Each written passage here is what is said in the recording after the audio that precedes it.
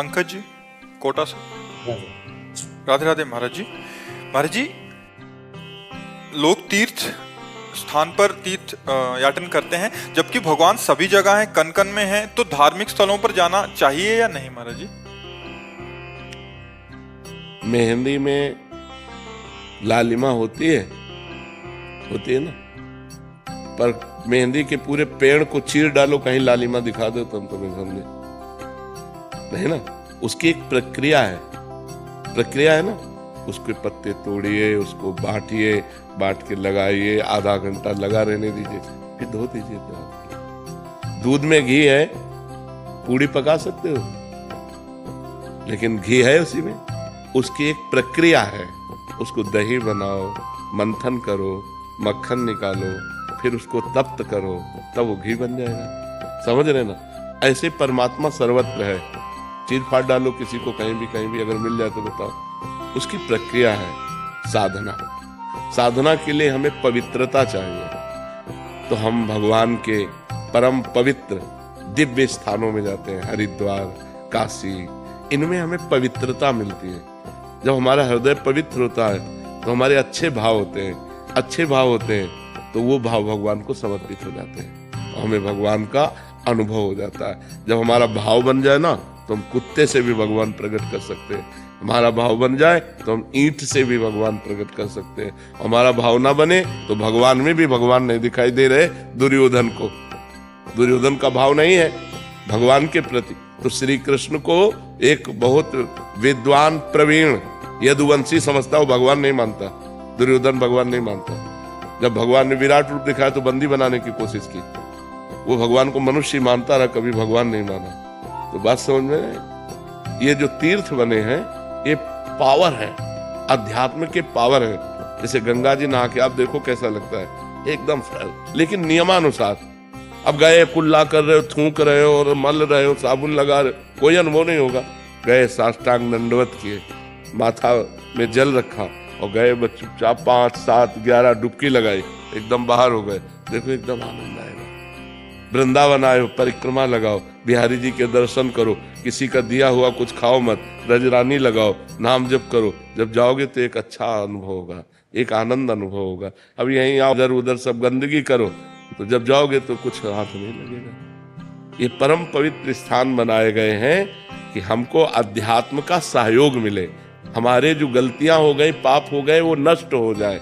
भगवान सर्वत्र है, पर जैसे दूध में सर्वत्र घी है, दूध से काम नहीं चल सकता, उसका प्रक्रिया। तो ऐसे प्रक्रिया का मतलब साधना। तो साधना का प्रारंभ करने के लिए हमें जो पवित्रता चाहिए, वो गंगा है, काशी है, जो बड़े बड़े तीर्थ है, इनमें इसीलिए जाया जाता है कि हम गृहस्थ हैं, हमसे कोई ना कोई पाप बन जाते हैं। तो इन तीर्थों में जाने से हमारे पाप नष्ट होते हैं, हमारे पुण्य बनते हैं, हमारा हृदय पवित्र होता है। अवश्य जाना चाहिए, पर जिस पद्धति से रहना उसी पद्धति से रहना। हर तीर्थ में एक दिन उपवास करना चाहिए। अगर 3 दिन वास करे तो एक दिन उपवास करना चाहिए, दूसरे दिन फलाहार करना चाहिए, तीसरे दिन अन्नाहार करना चाहिए। एक दिन तो प्योर पूरा ऐसे जल पे रहना चाहिए, या ऐसे कष्ट सहना चाहिए तीर्थों में जाकर। दिन उपवास करो, वृंदावन की परिक्रमा करो, बिहारी जी के दर्शन करो, यमुना स्नान करो, यमुना जी के पास बैठकर नाम कीर्तन करो, नाम जप करो, ये कमाओ। जो तीर्थ स्थानों में परम पवित्र भाव कमाए जाते हैं वो लेकिन बड़ा विचित्र है। यमुना किनारे भी बैठकर गंदी बात करेंगे, यमुना किनारे भी बैठकर गंदी क्रियाएं करेंगे, इधर उधर सब गंदी बातें करेंगे, तो धाम का फिर लाभ कहाँ मिल पाएगा? तो समझ पाते, जरूर जाना चाहिए। तो महाराज जी, जैसे इतने बड़े बड़े तीर्थ स्थल है, कभी कभी वहाँ पे अनहोनी हो जाती है, इंसान भगवान को पाने जा रहा है। आप हमारी बात सुनो। अनंत जन्मों से भटका हुआ जीव, शरीर तो छूटना ही है, राइट टाइम है शरीर का। और अगर वो हरिद्वार में शरीर छोड़ता है, वो वृंदावन में शरीर छोड़ता है, काशी में छोड़ता है, उसे भगवान की प्राप्ति हो जाएगी। कितना बढ़िया लाभ मिला।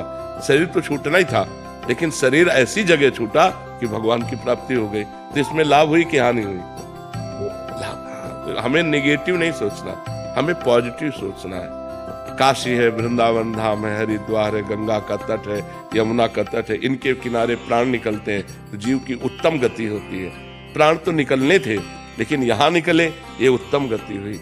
जैसे आपके 100 रुपया जेब से बिहारी जी के सामने कट गए तो निश्चित मान लो करोड़ों का नुकसान होना था।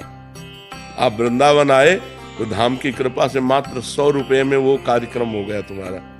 अब अगर तुम पॉजिटिव नहीं सोचते तो निगेटिव सोचकर चलोगे, तुम आए ना तो तुम्हारा मंगल हो गया। करोड़ों का नुकसान भगवान ने 100 रुपये में निपटा दिया।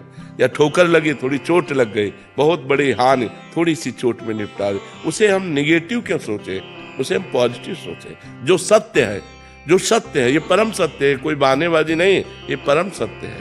एक दो मित्र थे, एक जब सयाने हुए तो शराब पीने लगे, गंदे आचरण करने लगे, वैश्यागमन, जुआ खेलना, शराब पीना, ऐसे सब। और एक था रोज गंगा नहाने जाना, भजन करना, शास्त्रों का स्वाध्याय करना। तो बहुत दिनों के बाद दोनों मित्र मिले, दूर से देखा वो गंगा नहाने वाला आ रहा है और उसने देखा कि वो हमारा मित्र जो भटक गया गंदे आचरणों में वो आ रहा है। तो जो गंगा नहा के आ रहा तो एकदम नीचे देखा तो खजूर का कांटा घुस गया उसके पैर में, नंगे पैर गंगा नहाने गया था और उसके ठोकर लगी जो पाप कर्म करता था। तो एक थैली मिली असरफियों की, तो उसने कहा रोज गंगा नहाता है, राम राम रखता है, क्या हुआ देख खजूर का कांटा, मैं मनमानी आचरण करता हूं और देख ये थैली मिली। उसको लगा यार कि हम इतना संयम नियम से चल रहे हैं, हमें खजूर का कांटा इतना बड़ा होता है, इसलिए आज से मैं गंगा नहीं नहाऊंगा, भगवान का भजन नहीं करूंगा। तो जब किसी को संशय हो जाता है तो भगवान धर्मात्मा पुरुष का संशय निवृत्त करने के लिए कोई न कोई रूप धारण करते हैं, चाहे वो ग्रंथ रूप मिल जाए या कोई संत मिल जाए। तो भगवान एक संत के रूप में आए और कहा बेटा तुम्हारे कांटा लग गया क्या, लाओ मैं निकाल दूं, तुम भगवान का भजन करते हो इसलिए तुम धन्य हो। तो उनका ये सब बातें हमको मत बताओ कि धन्य हो, धन्य वो है। तब उनका बेटा तुम्हें उसे पूर्व जन्म की बातें याद नहीं, तुम्हारा पूर्व जन्म में इस समय तुम्हें सूली की सजा मिलनी थी, खजूर के कांटे से इसलिए निकल गई कि तुम गंगा नहाते हो, नाम जप करते हो, और इसे चक्रवर्ती सम्राट होना था। और ये अपने पाप कर्म करके बस ये आखिरी थैली है, ये जहां भोग लेगा तो इसको दुर्गति प्राप्त होगी और तुम्हारा ये कांटा ही आखिरी है, और ये जहां हटा, इसकी पीड़ा हटी तो तुम आगे परम धाम को परम लाभ प्राप्त करोगे। तो कभी कभी वर्तमान की घटनाओं में हम लोग भगवान पर अश्रद्धा कर लेते हैं, पॉजिटिव बात हम सोचे, नहीं तो हमें भगवान की इस मंगल में विधान में अश्रद्धा हो जाएगी, नहीं हो जाएगी।